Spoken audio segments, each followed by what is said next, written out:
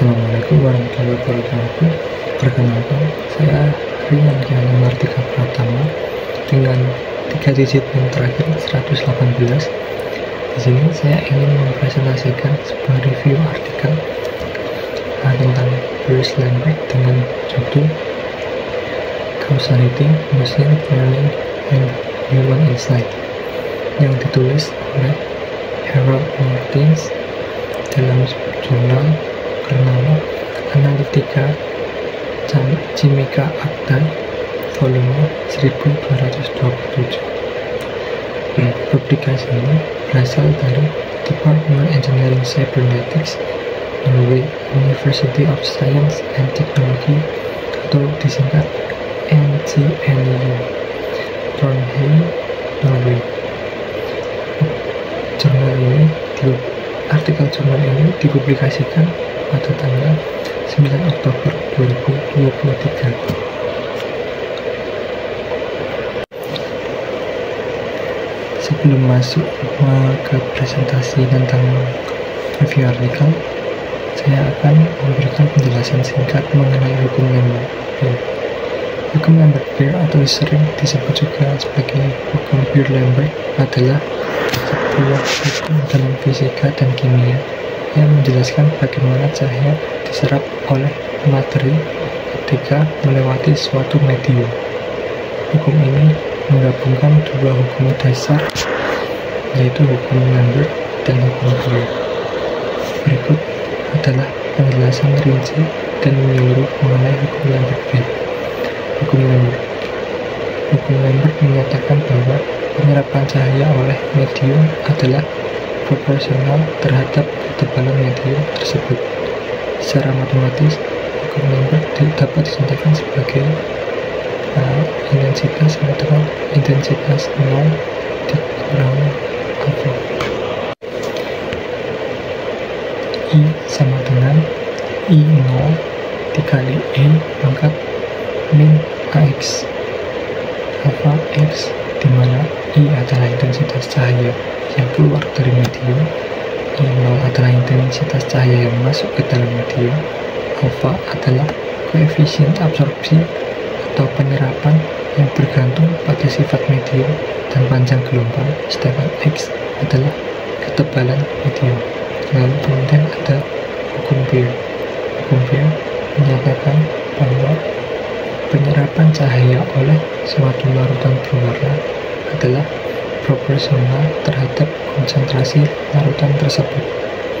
Secara matematis, hukum Beer dinyatakan sebagai A sama dengan epsilon dikali C dikali L, di mana A adalah absorbansi besarnya cahaya yang diserap, epsilon adalah koefisien absorptivitas molar yang merupakan karakteristik dari zat penyerap pada panjang gelombang tertentu.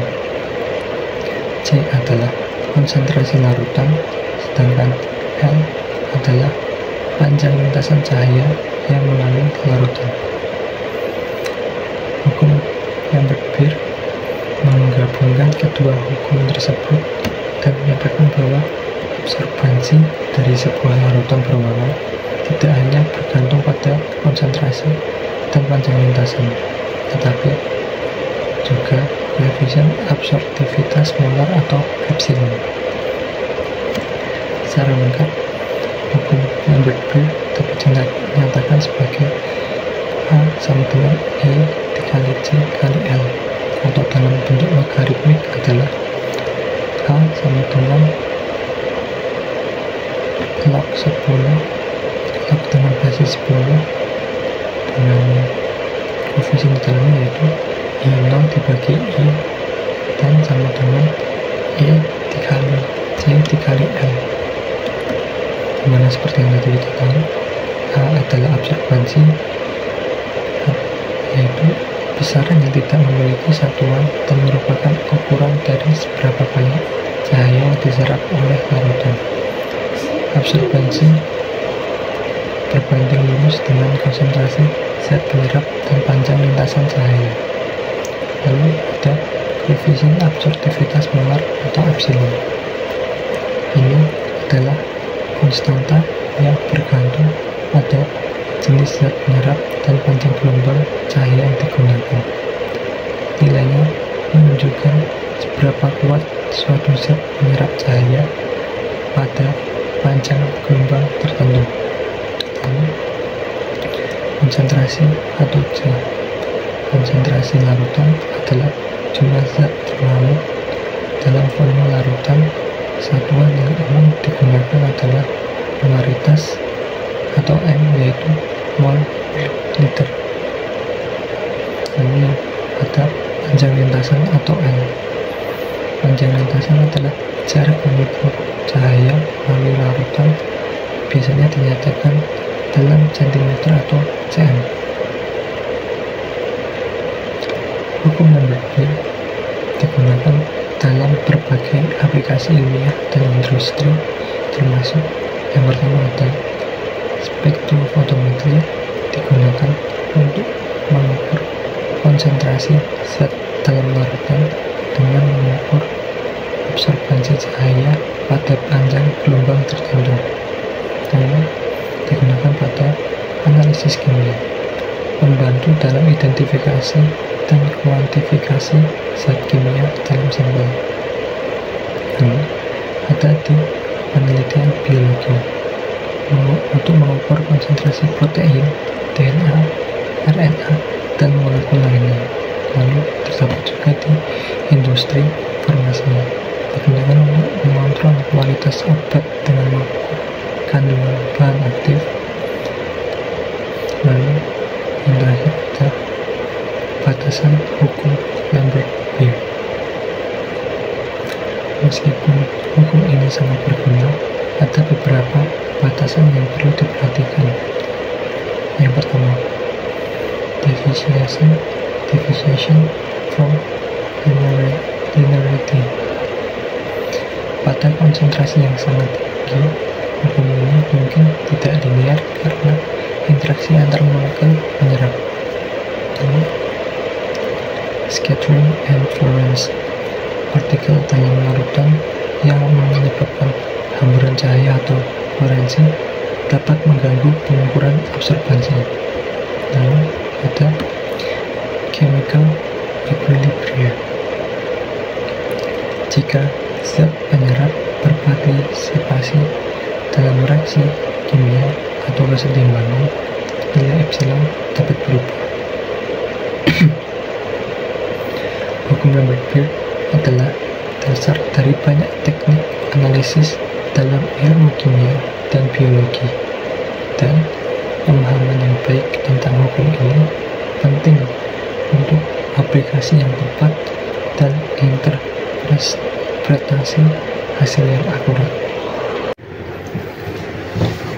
Jurnal ini dibuka dengan bab 1 yang berjudul A Call for Causality.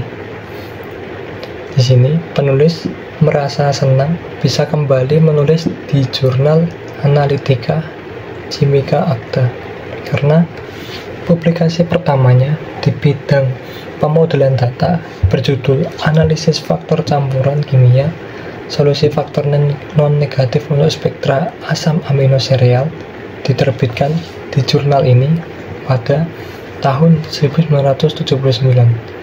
Sebagai seorang ahli biokimia, penulis memadukan ilmu kromatografi yang lambat dengan pengetahuan agronomis. Dalam pemodelan data multivariat pertamanya di bidang kimometrika. Sekarang, banyak instrumen kimia menghasilkan data besar atau big data yang kaya informasi dengan cepat dan murah, namun pengukuran berkecepatan tinggi ini seringkali kotor. Misalnya, pada pencitraan hyperspektral produk alami. Mengenai derau pengukuran bukanlah masalah utama. Kita perlu memisahkan sinyal absorbansi yang tumpang tindih dari konstituen kimia campuran dan membedakannya dari efek hamburan cahaya fisik dan artefak pengukuran akibat misalnya bayangan dan perubahan iluminasi lainnya. Rumit dan kotak hitam dianggap tidak perlu.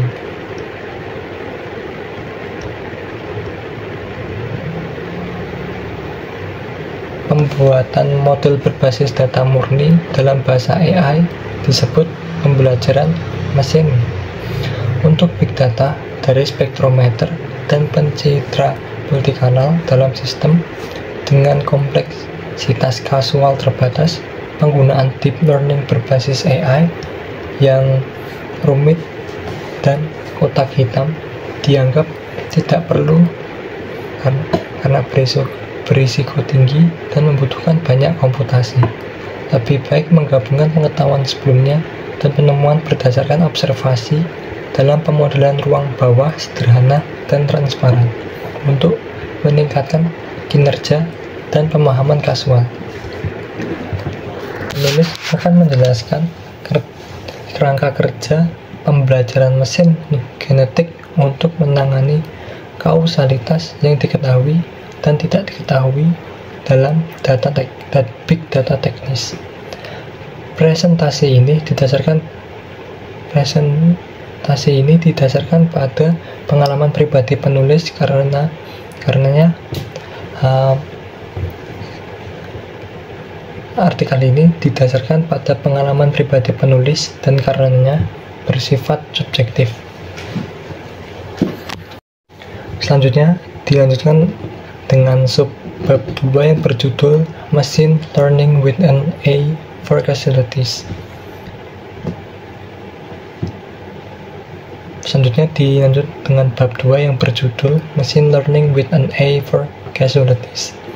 Pengetahuan sebelumnya dan data empiris dapat digabungkan dengan berbagai cara dalam pemodelan hibrid multivariat. Kerangka kerja R&D umum ditunjukkan pada gambar 1 untuk aliran data berdimensi tinggi secara terus-menerus, misalnya dari kamera video hyperspektral atau thermal. Kerangka ini memiliki tahap deduktif, induktif, dan abduktif. Penggunaan kerangka pemodelan hibrid yang tervalidasi secara statistik dapat membantu kita menghasilkan nilai dan menjaga rantai kepercayaan dalam penelitian dan pembangunan serta operasi industri. Memodelkan pengukuran big data baru kami dalam kaitannya dengan teori sebab akibat yang sudah ada, pengalaman sebelumnya, dan deskriptor eksternal yang tersedia dapat mengurangi biaya pelatihan data dan risiko kesimpulan palsu. Dengan hanya mengekstraksi variasi baru dalam residu yang belum dimodelkan ini, jika variasi tersebut jelas dan sistematis, kita harus belajar secara kreatif dan kritis.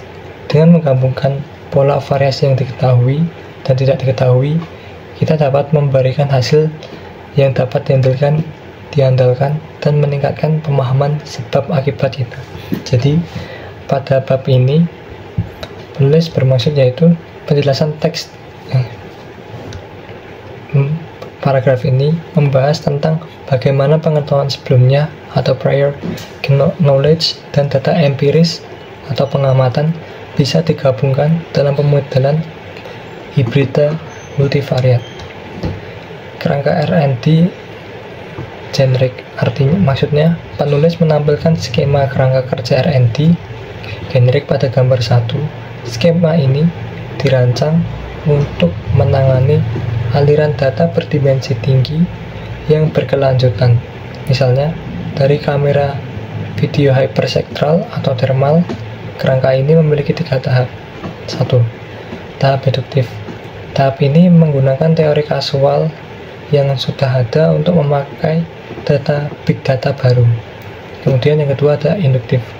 Tahap ini berfokus pada pengamatan langsung atau data empiris untuk menemukan pola-pola baru yang belum diketahui sebelumnya. Lalu ada abduktif. Tahap ini menggabungkan pengetahuan sebelumnya dan pola baru yang ditemukan untuk membangun pemahaman yang lebih lengkap.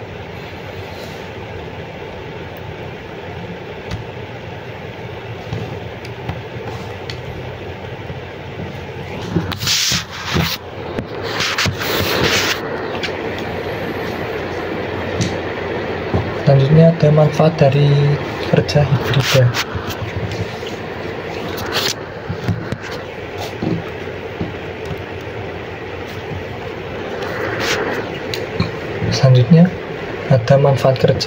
hibrida.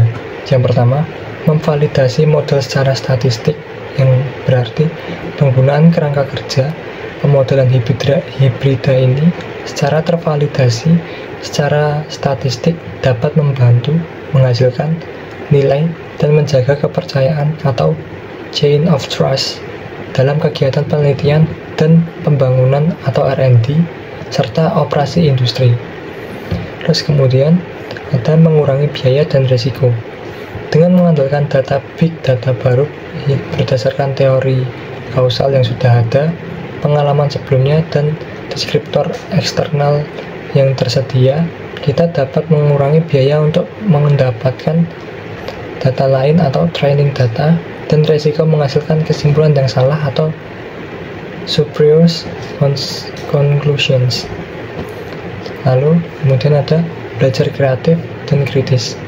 Kerangka ini menganjurkan untuk hanya mengekstrak variasi baru dari data sisa atau unmodeled residuals yang jelas dan sistematis. Ini memungkinkan kita untuk terus belajar secara kreatif dan kritis. Lalu, ada kombinasi pengetahuan dan pola baru. Dengan menggabungkan pola variasi yang diketahui dan tidak diketahui, kita bisa menghasilkan hasil yang lebih andal dan meningkatkan pemahaman kasual kita. Singkatnya, bab ini menjelaskan keuntungan dari menggabungkan pengetahuan sebelumnya dengan data observasi untuk membangun model yang lebih baik dan terpercaya, serta pentingnya terus belajar dan menemukan pola baru dalam data. Lalu bab 3 berjudul RGB camera shows what needs to be modeled in diffuse spectrophotometry. Skema pemodelan hibrid di gambar 1 didasarkan pada pengalaman penulis dalam mengembangkan analisis kuantitatif berkecepatan tinggi dengan spektrofotometri difusi inframerah dekat multisaluran atau NIR. Sebelum melanjutkan ke ilustrasi NIR, gambar 2 di kiri menunjukkan contoh kualitatif sederhana.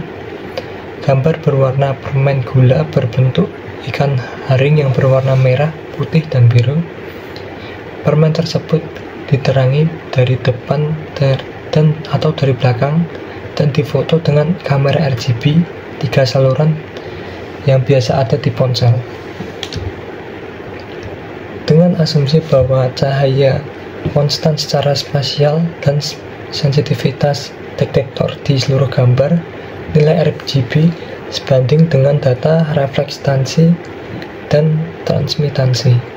Kurang lebih dilihat dari reflektansi, bagian putih sampel adalah yang paling terang, dan pada transmisi adalah yang paling gelap. Penulis diberitahu oleh produsen permen di Schleswig-Holstein, Jerman, bahwa warna merah dan biru disebabkan oleh pewarna dari ekstrak raspberry dan blueberry, sedangkan warna putih disebabkan oleh masuknya banyak gelembung udara di dalam lelehan gula. Konsentrasi pewarna ini mengontrol penyerapan cahaya atau hukum Beer, dan karenanya mengubah warna permen. Gelembung udara meningkatkan hamburan cahaya dan dengan demikian mengubah panjang jalur optik efektif atau hukum Lambert di dalam permen, membuatnya lebih pendek untuk refleksi dan lebih lama untuk transmisi. Hukum yang sama mengontrol refleksi difus atau pengukuran transmisi dalam spektroskopi NIR diffuse. Dan oleh karena itu perlu dimodelkan secara matematis. diubah menjadi absorbansi difus, gambar refleksi dan transmisi di sisi kanan menunjukkan bahwa sejauh mana foton terbunuh oleh penyerapan cahaya, dan jika mereka bertahan, seberapa jauh mereka melakukan perjalanan di dalam ikan herring akibat hamburan cahaya. Absorbansi ini diperkirakan akan merespon hampir secara linear terhadap perubahan kimiawi, peredam cahaya, penghambur cahaya fisik, dan intensitas iluminasi. Oleh karena itu, bahkan gambar RGB mungkin cocok untuk beberapa analisis kuantitatif dan video RGB untuk pemodelan dan perkiraan spatiotemporal. Jadi, pada bab ini, paragraf ini membahas skema pemodelan hibrida yang digambarkan pada gambar 1 dengan menggunakan contoh permen berbentuk ikan herring untuk menjelaskan konsepnya. Skema berdasarkan pengalaman NIR. Selama pemodelan hibrida ini didasarkan pada pengalaman penulis dalam mengembangkan kuantitatif berkecepatan tinggi menggunakan spektroskopi difusi inframerah dekat atau NIR multikanal. Pada contoh permen ikan herring, gambar penulis menggunakan contoh sederhana dan kualitatif pada gambar di sebelah kiri. Gambar tersebut menampilkan permen berbentuk ikan herring berwarna merah, putih, dan biru. Permen ini disinari dari depan dan atau belakang, lalu difoto menggunakan kamera RGB 3 kanal yang biasa ada pada ponsel. Penulis berasumsi bahwa sumber cahaya dan sensitivitas detektor bersifat konstan secara spasial di seluruh gambar. Dengan asumsi ini, nilai RGB bisa dianggap proporsional kurang lebih terhadap data reflektasi dan transmitasi. Dilihat dari reflektasi, bagian putih permen adalah yang paling terang, sedangkan dalam transmitasi, bagian putih adalah yang paling gelap. Produsen Jerman di Schleswig-Holstein menjelaskan bahwa warna merah dan biru berasal dari pewarna ekstrak raspberry dan blueberry, sedangkan warna putih disebabkan oleh banyaknya gelembung udara yang dimasukkan ke dalam gula. Konsentrasi pewarna ini mengontrol penyerapan cahaya atau hukum Bir, dan karenanya mengubah warna permen gelembung udara, meningkatkan hemburan cahaya, dan dengan demikian mengubah panjang lintasan optik efektif atau hukum Lambert di dalam permen, membuatnya lebih pendek untuk refleksi dan lebih panjang untuk transmitasi. Hukum yang sama mengontrol pengukuran refleksi atau transmitasi difusi dalam spektroskopi NIR difusi, dan oleh karena itu perlu dimodelkan secara matematis. Setelah ditransformasikan menjadi absorbansi difusi, gambar refleksi transmitasi di sisi kanan menunjukkan sejauh mana foton dibunuh oleh penyerapan cahaya, dan jika mereka bertahan, seberapa jauh mereka berjalan di dalam ikan herring karena hamburan cahaya. Jadi cahaya yang melewati ikan herring itu akan terserap oleh partikel-partikel yang ada di dalam partikel-partikel warna yang ada di dalam permen ikan herring tersebut, khususnya di warna merah dan biru yang tadi. Penyerapan ini diharapkan dapat merespon secara hampir linear terhadap perubahan penyerapan cahaya kimia, penghambur cahaya fisik, dan intensitas iluminasi. Oleh karena itu, bahkan gambar RGB mungkin cocok untuk beberapa analisis kuantitatif video RGB, dan video RGB cocok untuk pemodelan dan perkiraan spasio-temporal. Intinya, pada bab ini Menggunakan contoh sederhana permen untuk menjelaskan prinsip dasar di balik pemodelan hibrida. Penyerapan cahaya dan hamburan cahaya mempengaruhi warna dan sifat permen yang terlihat pada gambar RGB. Mirip dengan bagaimana mereka mempengaruhi pengukuran dalam spektroskopi NIR difusi. Law is relevant also for NIR transmission through lasers. Dengan hanya 3 saluran warna, red, green, and blue, terdapat batasan pada apa yang dapat dideteksi oleh mata kita dan kamera RGB, serta apa yang dapat kita bedakan melalui pemodelan.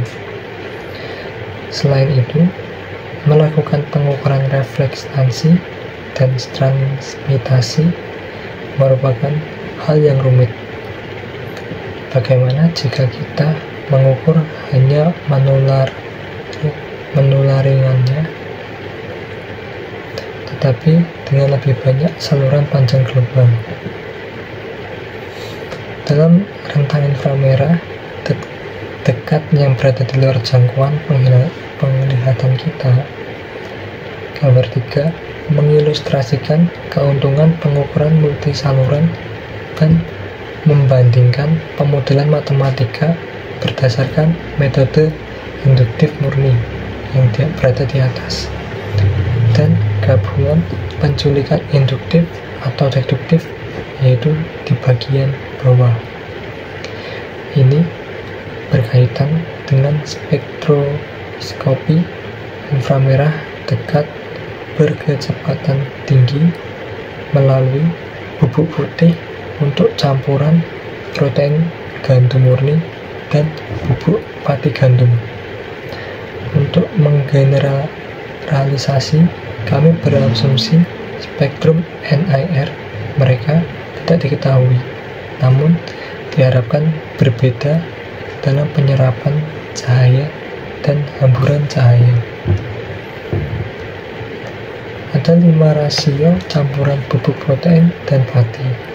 Setiap rasio campuran diukur dalam transmisi pada 10 kondisi berbeda untuk mensimulasikan masalah dunia nyata. 5 ketebalan bubuk dikali 2 kompresi bubuk dalam 2 ulangan teknis 8-9. Linearitas yang diharapkan dari respons spektral terhadap variasi analik protein dioptimalkan dengan mengubah transmisi difusi T menjadi absorbansi A sama dengan log 1/T. Spektrum serapan menunjukkan berapa puncak yang luas, tumpang tindih sebagian, membuatnya tidak cocok untuk kalibrasi panjang gelombang tunggal klasik. Namun, kalibrasi multivariat pembelajaran mesin tidak memiliki masalah dengan puncak yang tumpang tindih sebagian. Dengan validasi silang regresi kuadrat terkecil parsial atau PLSR berdasarkan dari 5 campuran menghasilkan hasil yang masuk akal, namun tidak sempurna. Kemampuan prediksi C biru bahkan untuk kedua sisi campuran uji independen merah. Namun ada yang salah, padahal penulis hanya punya satu jenis variasi komposisi, yaitu protein gluten dengan pati. Diperlukan model pembelajaran mesin 3 dimensi, model induktif komponen PLS-PC dalam kalibrasi.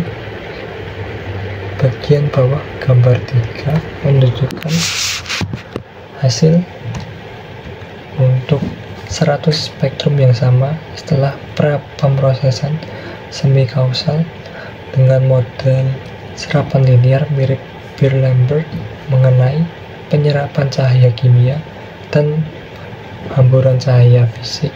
Hal ini didasarkan pada versi optimal dari rangka pemodelan extended multi Effective Signal Correction atau EMSC. Ide dibalik EMSC adalah untuk mengukur dan memisahkan efek panjang, jalur, dan garis dasar fisik karena hamburan cahaya dan variasi skala lainnya. Dari efek penyerapan cahaya kimia karena variasi komposisi kimia dengan model aljabar linear sederhana. Dengan demikian, kita dapat mengoreksi setiap spektrum serapan untuk variasi fisiknya.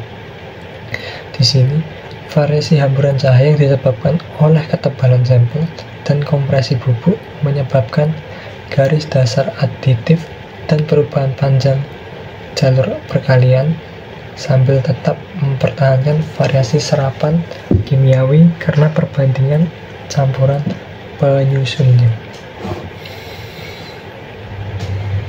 Dalam penulis menganalisis data di gambar 3B berdasarkan fakta bahwa spektrum khas dari dua unsur protein murni dan pati bubuk telah diketahui. Di sini, spektrum penyusun murni ini dipertimbangkan tidak diketahui, diperkirakan dari campuran kalibrasi. Hal ini dapat dilakukan dengan berbagai cara. Dalam gambar 3, penulis menggunakan EMSC yang dioptimalkan atau bernama OEMSC yang diperluas ke model EMSC dengan 3 kali komponen model yang mengoptimalkan kemampuan prediksi konsentrasi analit di sini yaitu persen protein. Gambar 3D menunjukkan model spektral OEMSC yang dihasilkan. Spektrum NAR ini telah diolah terlebih dahulu oleh OEMSC pada gambar 3E memberikan prediksi yang sangat baik untuk kalibrasi maupun sampel uji independen pada gambar 3F. Secara tidak sengaja, penulis telah memperkenalkan 3 sumber masalah fisik dalam pengukuran transmisi ini.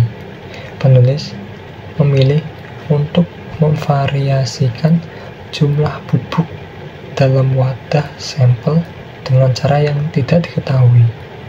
Untuk mengubah jalur optik kedua konstituen bubuk gluten dan pati memiliki hamburan cahaya yang berbeda, dan penulis mengukur spektrum sebelum dan sesudah kompresi bubuk yang juga mengubah hamburan cahaya, dan karenanya panjang jalur optik efektif tetap saja hanya 2 spektrum model dan tidak diketahui.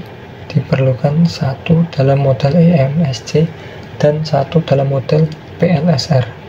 Jadi dalam kasus ini OMSC berhasil, tapi apa bisa itu terjadi? Bertentangan misalnya ANN dan CNN dan berbagai besar regresi statistik tradisional. PLSR adalah regresi subruang yang memberikan relevansi dimensi rendah jendela dalam ruang spektral dimensi tinggi yang direntang oleh banyak saluran panjang gelombang atau B-pilot.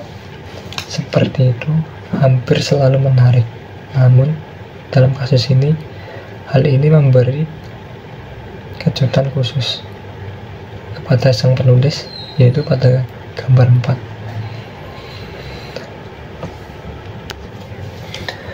B-pilot dari 2 PC PLS pertama menunjukkan bahwa untuk masing-masing dari 5 campuran bubuk, 20 perlakuan sampel yang berbeda, ketebalan sampel yang bervariasi, pemadatan sampel, dan ulangan teknis bersama-sama terbentuk satu garis lurus, dan kelima garis mengarah pada satu titik yang sama, yang mewakili garis besar yang datar pada penyerapan 1,6.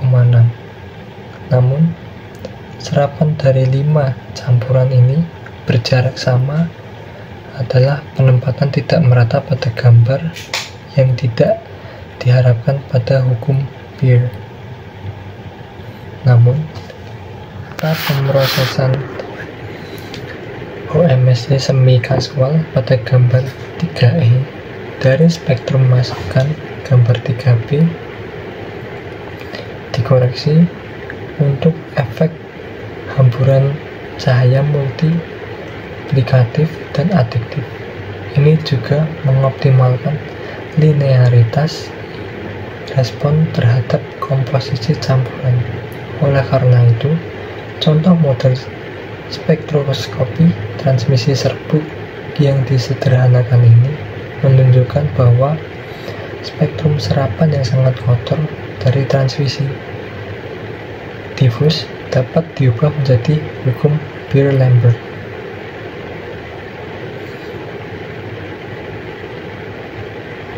Lalu pada bab ini membahas keterbatasan kamera RGB dan pentingnya pengukuran NIR.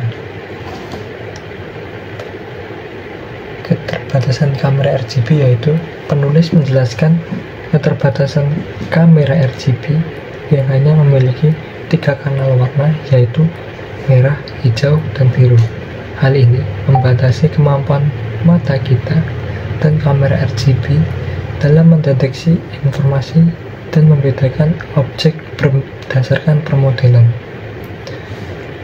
Pengukuran reflektansi dan transmitansi secara terpisah juga dianggap merepotkan. Lalu ada NIR multikanal. Secara alternatif, penulis mengusulkan pengukuran hanya pada cahaya ditransmisikan, tetapi dengan lebih banyak kanal panjang gelombang. Pengukuran ini dilakukan pada rentang inframerah dekat atau NIR yang berada di luar jangkauan penglihatan manusia. Gambar 3 mengilustrasikan keuntungan pengukuran kanal dan membandingkan permodelan matematika berdasarkan metode induksi murni yang berada di atas dan kombinasi induksi, deduksi, abduksi yang berada di bawah. Contoh yang digunakan adalah spektroskopi inframerah dekat berkecepatan tinggi melalui bubuk putih atau campuran tepung protein, gandum murni, dan tepung padi gandum. Diasumsikan bahwa spektra NIR mereka tidak diketahui, tetapi diperkirakan berbeda dalam penyerapan cahaya dan hamburan cahaya. Ada 5 rasio campuran bubuk, protein, dan padi. Setiap rasio campuran diukur dalam transmisi pada 10 kondisi berbeda untuk mensimulasikan masalah pada dunia nyata. 5 ketebalan bubuk dikali 2 kompresi bubuk dalam 2 aplikasi teknis. Lalu selanjutnya kalibrasi multivariat dengan masalah. Respon spektral terhadap variasi analik yaitu protein diharapkan linear dan dioptimalkan dengan mengubah transmitansi difusi T menjadi absorbansi H sama dengan log 1/T. Spekta absorbansi menunjukkan beberapa puncak lebar yang tumpang tindih sebagian. Hal ini membuat mereka tidak cocok untuk kalibrasi panjang gelombang tunggal klasik. Namun, kalibrasi multivariat pembelajar mesin tidak memiliki masalah dengan puncak yang tumpang tindih sebagian.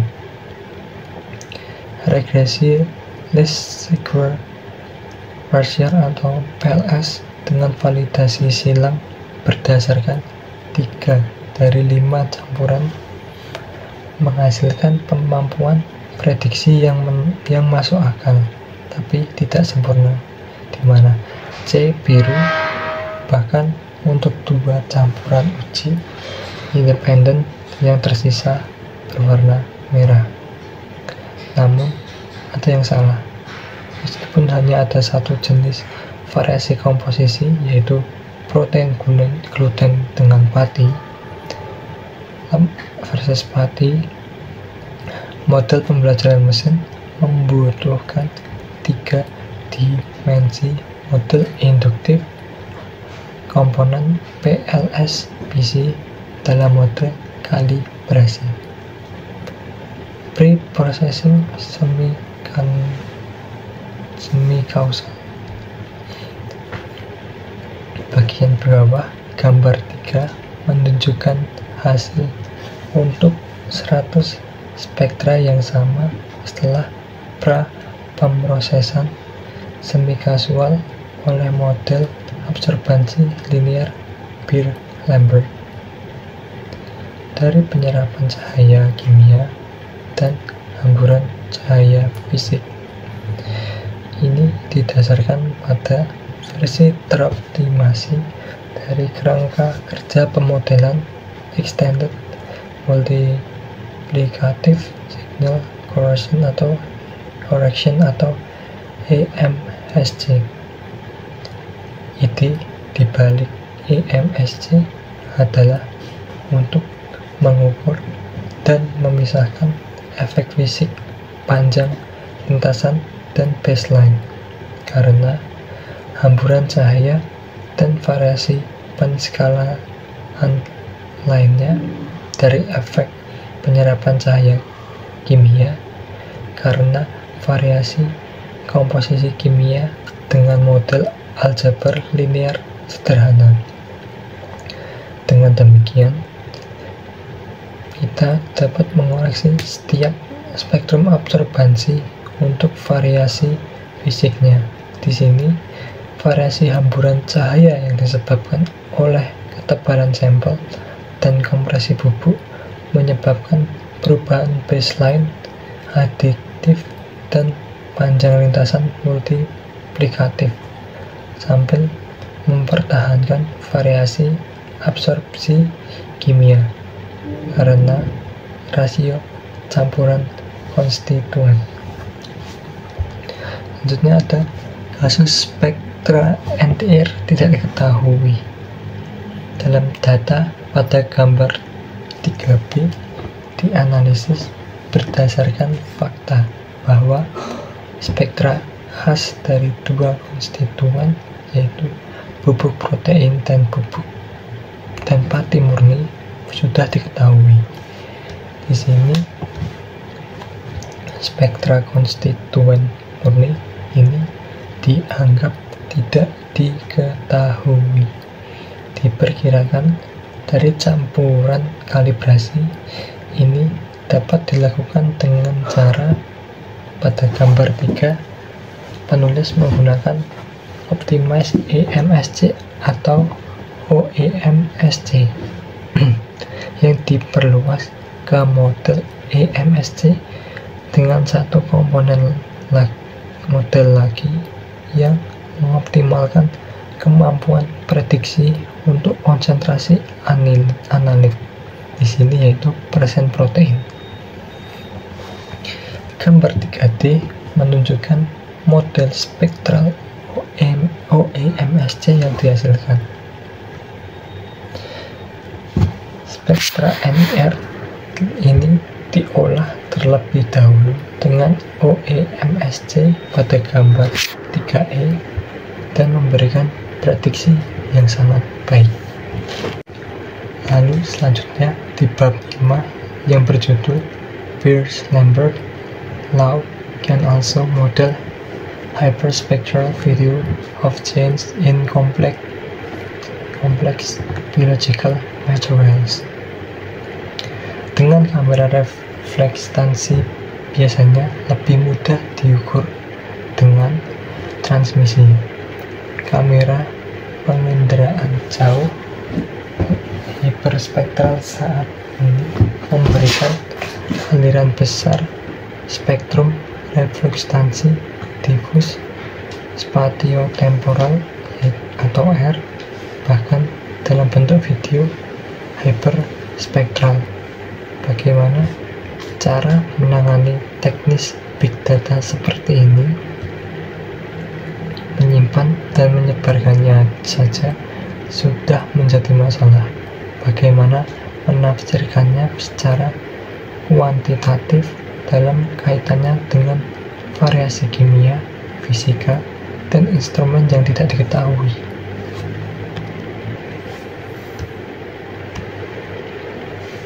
Bagian atas gambar 5 menunjukkan sepotong kayu cemara yang dipantau secara refleksi.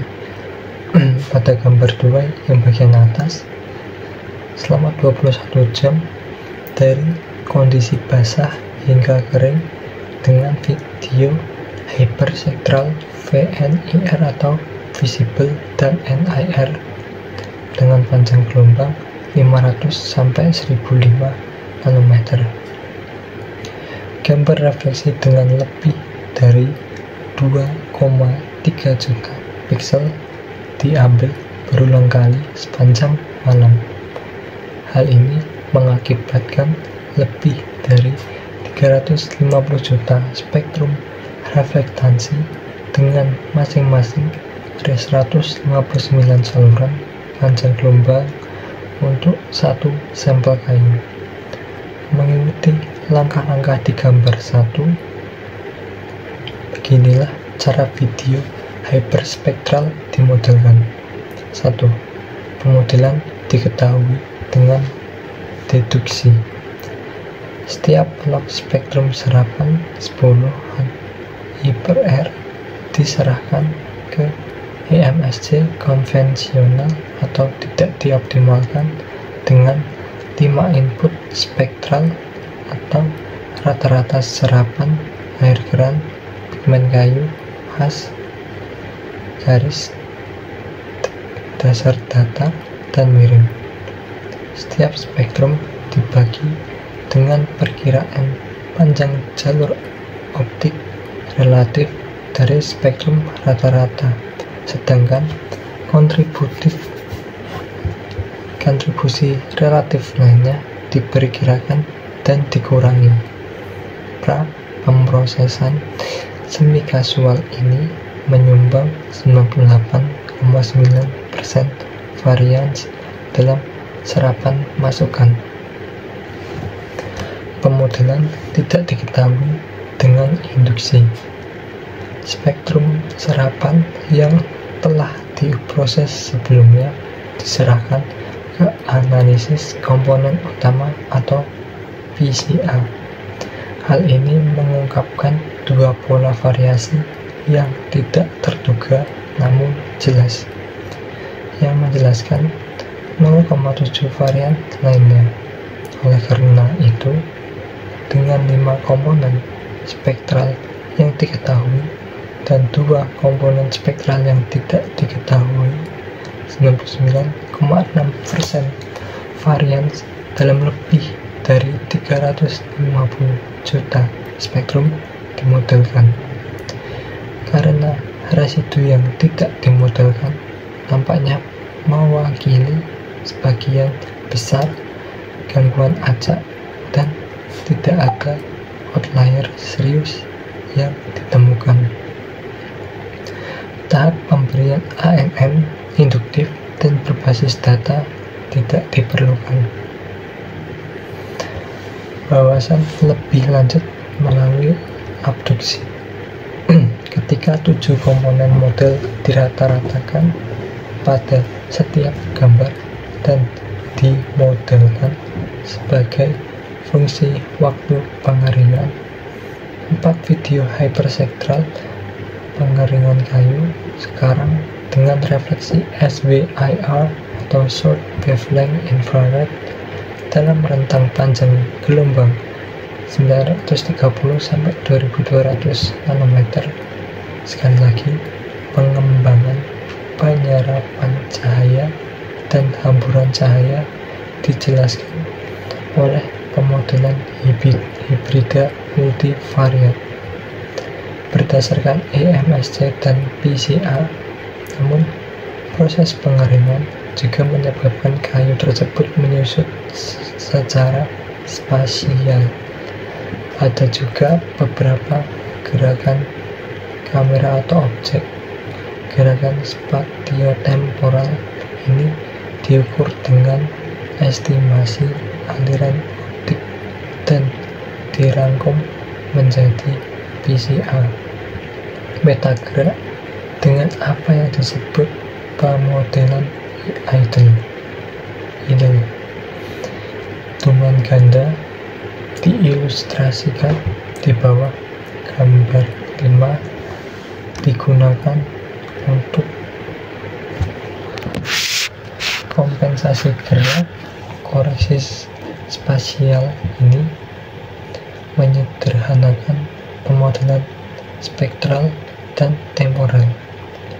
Oleh karena itu, dengan pemodelan idle domain ini, file video hyperspektral besar tadi terkompresi menjadi dua file model subruang kecil spektral. Perubahan serapan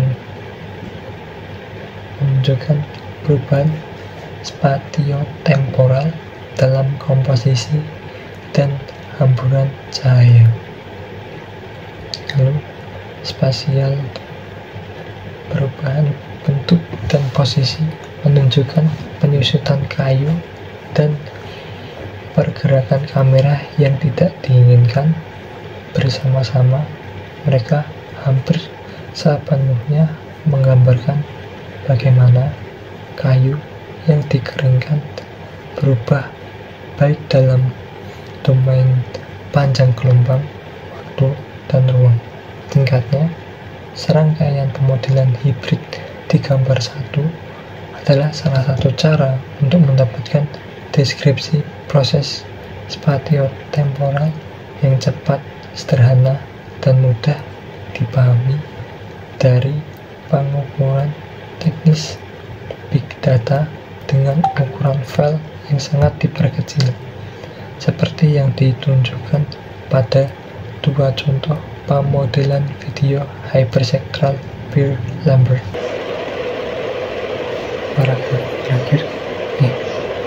terakhir yaitu kesimpulan berjudul Hahe Not Atlas.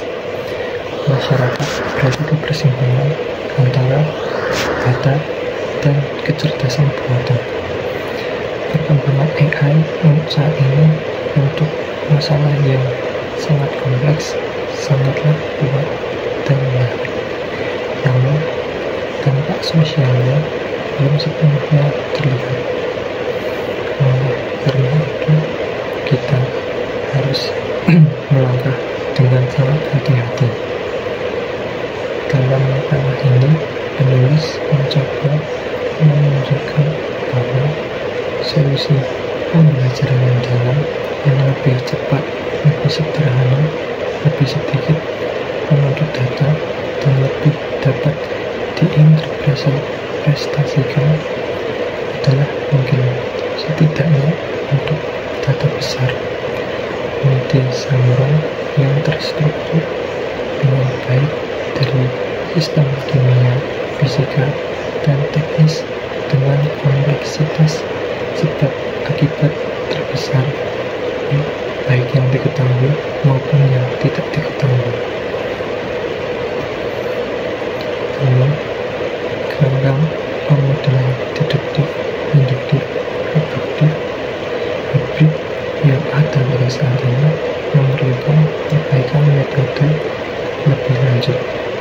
Hal ini dapat mencakup menemukan anggota akhir yang tidak tercampur dengan perpotongan sederhana, pemodelan subruang yang relevan dalam versi yang jarang, penanganan adaptif terhadap heterogenitas yang kuat, dan pemodelan linear yang disederhanakan dari persamaan kausalitas mekanistik dengan meta modeling multivariat.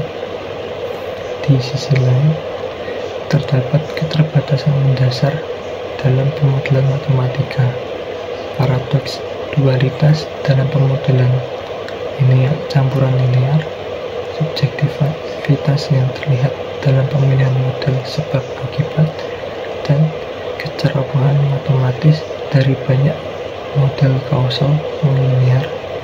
Kita tidak boleh menyerah dalam upaya untuk mengurangi kesenjangan matematika dalam sains dan teknologi. Jadi pada bab ini yang penulis maksud adalah bab ini membahas kesimpulan penulis dari dan pandangannya mengenai perkembangan teknologi big data dan kecerdasan buatan atau AI. Lalu masyarakat saat ini berada di persimpangan jalan terkait big data dan kecerdasan buatan atau AI. Pengembangan AI saat ini untuk masalah yang sangat kompleks memang kuat dan menarik, namun kita belum melihat konsekuensi sosialnya.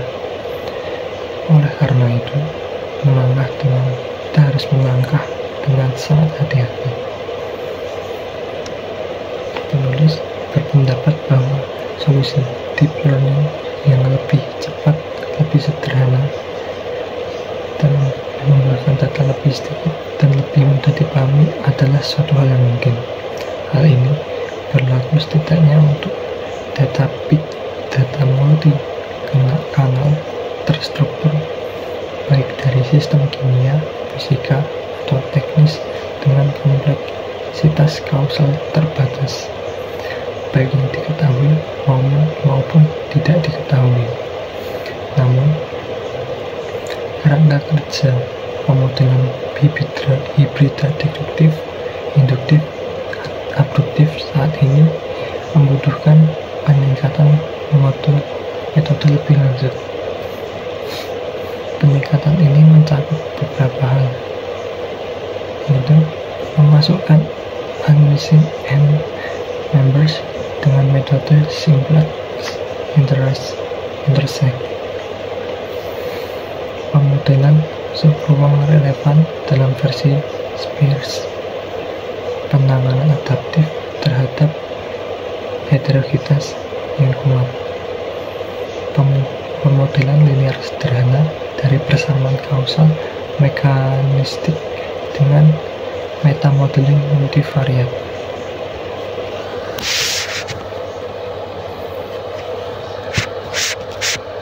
Penulis juga mengaku adanya batasan fundamental dalam pemodelan matematika. Paradoks dualitas dalam pemodelan campuran linear, subjektivitas yang terlibat dalam pemilihan model kausal, kecerobohan matematika dari banyak kausal non-linear. Penulis menekankan pentingnya untuk terus berupaya mengurangi math gap dalam sains dan masyarakat. Lalu ada pandangan menulis, yaitu secara pribadi penulis percaya bahwa untuk banyak jenis big data, kimia, fisika, dan teknis, pembelajaran mesin black box berbasis ANN atau Artificial Neural Network seringkali mewakili tindakan berlebihan yang tidak masuk akal dan membuat terasingkan. Kerangka kerja subruang hibrida yang dapat dijelaskan pada gambar 1 dapat dicoba terlebih dahulu, setidaknya sebagai pra-pemrosesan sesuai dengan moto orang tua penulis.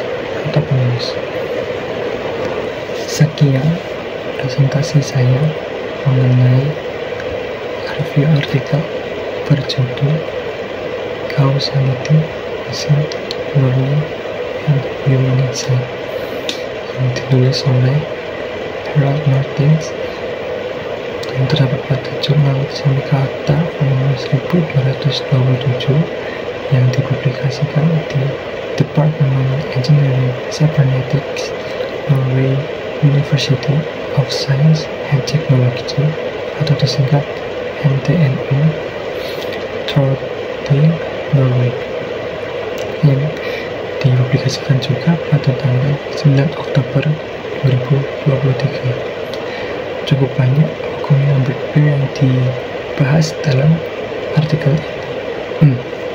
Penulis ingin menjelaskan bahwa proses pembelajaran lebih lanjut yang membandingkan data yang sudah ada dengan data yang baru dapat lebih baik daripada bergantung pada kecerdasan buatan. Penulis ingin menyampaikan bahwasanya kita masyarakat luas harus lebih bijak dalam mengolah big data dan tidak mudah bergantung pada AI dalam mendapatkan sebuah data yang akurat. Review artikel ini